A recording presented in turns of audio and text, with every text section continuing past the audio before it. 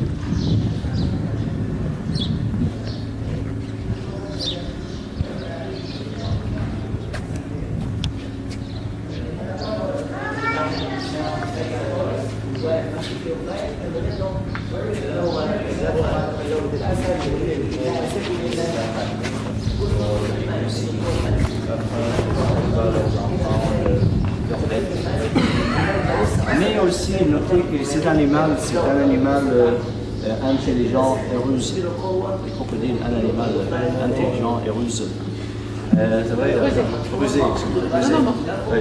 Quand tu l'attrapes, merci, hein, c'est important de me dire, de me corriger, je suis content. J'oublie parfois de quelques mots. Donc c'est un animal intelligent et rusé.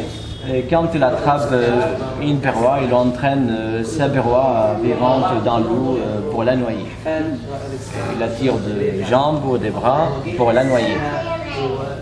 Et après, il la cache sur les rives. Il attend 10 jours, 2 semaines avant de la manger. Il aime sa victime décomposée. C'est un repas qu'il apprécie beaucoup quand elle est décomposée. Mais s'il a très faim, ou s'il y a beaucoup de crocodiles autour de lui, il ne peut pas prendre le risque de la garder si longtemps. Il la mange tout de suite. Aussi, le bébé de crocodile, quand il sort de son œuf, il est déjà autonome. Il n'a plus besoin à sa maman. Il a tous les dents, il peut mordre, et manger, et chasser tout seul de petits insectes. Mais il est menacé quand même par quelques grands oiseaux, quelques grands serpents, parce qu'il a de 10 ou 15 cm de souliers. Et la musculation de la mâchoire de crocodile est plus forte à sa fermeture qu'à son ouverture. C'est-à-dire, si vous avez affaire avec un crocodile, c'est facile de lui maintenir la gueule fermée avec le demain. C'est quelqu'un qui tient la queue. Mais si vous avez votre bras dans la gueule fermée du crocodile, bonne chance. Répétez surtout qu'il vous entraîne dans l'eau très vite. Au contraire qu'on peut imaginer les crocodiles sur la terre ferme, très rapides. Oui, il est rusé. Vous pensez qu'il est très lent, il bouge difficilement, mais quand elle trouve quelqu'un, une victime, il court très vite pour l'attraper. Et dans l'eau aussi, il navigue très facilement, très léger dans l'eau, comme une plume. Il navigue comme une plume dans l'eau. Et maintenant, on étudie le crocodile. Les médecins sont en train de faire un médicament contre le cancer du sang du crocodile.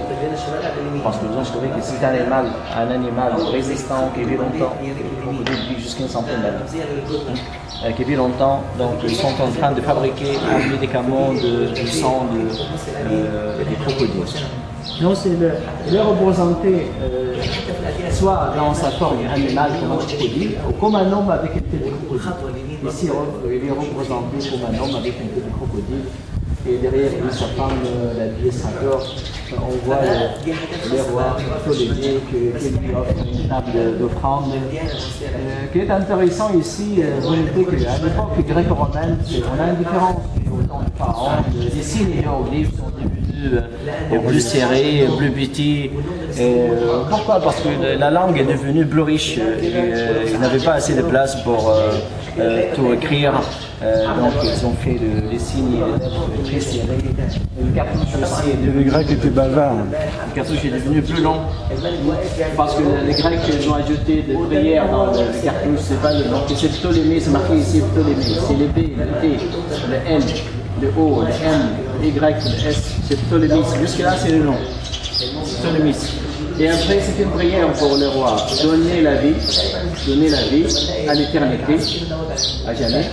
Aimer les Dieu-Ptah. Ici, c'est le nom de Dieu-Ptah. Ici, c'est le participe passé du verbe aimer. Donc, ils ont ajusté quelques prières dans le texte. Ici, on a la grande salle impostile. On a une dizaine de colonnes dans cette salle. On a quelques blocs de plafond qui restent.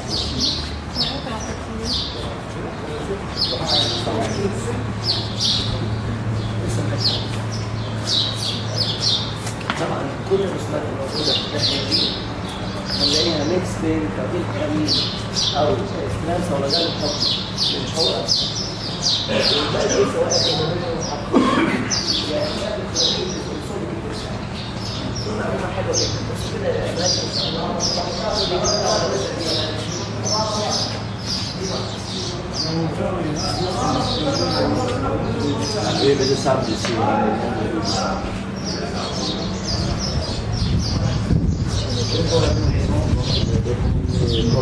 Les musulmans qui n'acceptaient pas cette religion, ils marteler les images.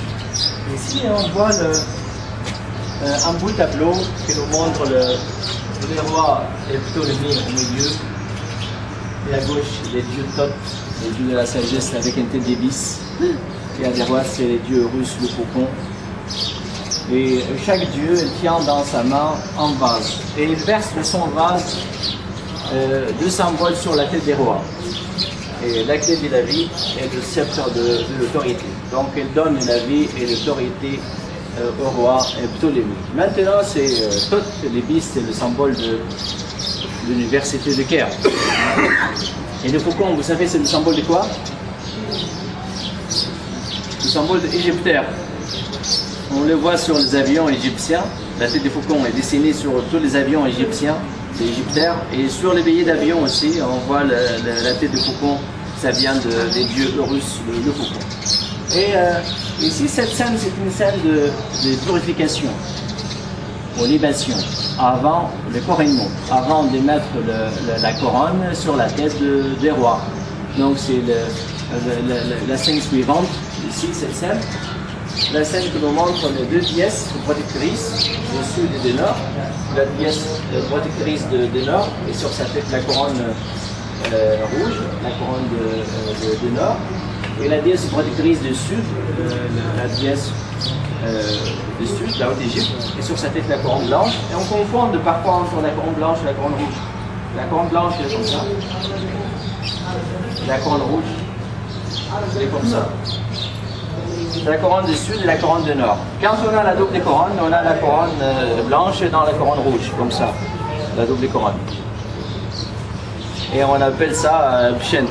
Et ici, on voit chaque pièce mettant sa couronne sur la tête des rois. Donc les deux, ils mettent en même temps la double couronne sur sa tête. Ça veut dire qu'il y a un roi sur le sud et le nord. Vous notez ici deux petits détails intéressants. Les deux mains des rois sont deux mains gauches. Deux mains gauches. Pourquoi? Est-ce que c'est une erreur faite par les artisans? Ou est-ce qu'elles sont faites volontaires comme ça pour une raison religieuse? C'est pas possible qu'il y ait un artisan qui fait un beau tableau comme ça, que tombe dans une petite erreur. Les artisans savaient faire la main gauche et la main droite. Et la preuve ici, on voit ici, on voit la main gauche et la main droite.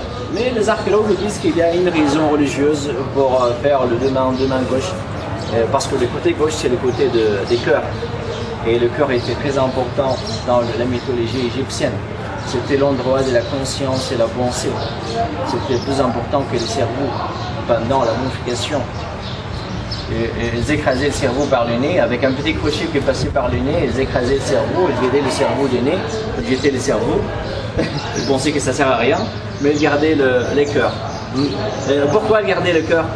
Parce que c'était très important pour le jugement dernier dans l'autre monde, pour la balance. Vous imaginez que chaque personne morte se tiendra dans l'autre monde, dans un jugement, devant les yeux Osiris, et pendant ce jugement, il mettait dans un plateau d'une balance les cœurs des morts. Dans l'autre plateau, le symbole de la déesse Ma'at, la déesse de la justice et l'égalité. Et pour passer au paradis, il faut équilibrer la balance. Sinon, la personne morte sera mangée par un monstre qui a le corps des lions et la tête des crocodiles. Et son nom en hiéroglyphe était Am-Am. Yam. Oh, c'est vrai, la prononciation de son nom en hiéroglyphe était Am-Am. Donc c'est lui qui mange les âmes condamnées de mort. Un petit détail intéressant dans les robes des déesses. On a vu dans la première salle une robe des déesses, une robe ouverte qui passe sur le sang avec des bretelles, mais ici on a une robe sans les bretelles. Et ici, on a les reines, elles ont deux robes différentes. Ça nous donne une idée comment les femmes étaient habillées à cette époque. Parce que les mêmes robes des déesses étaient les robes des reines,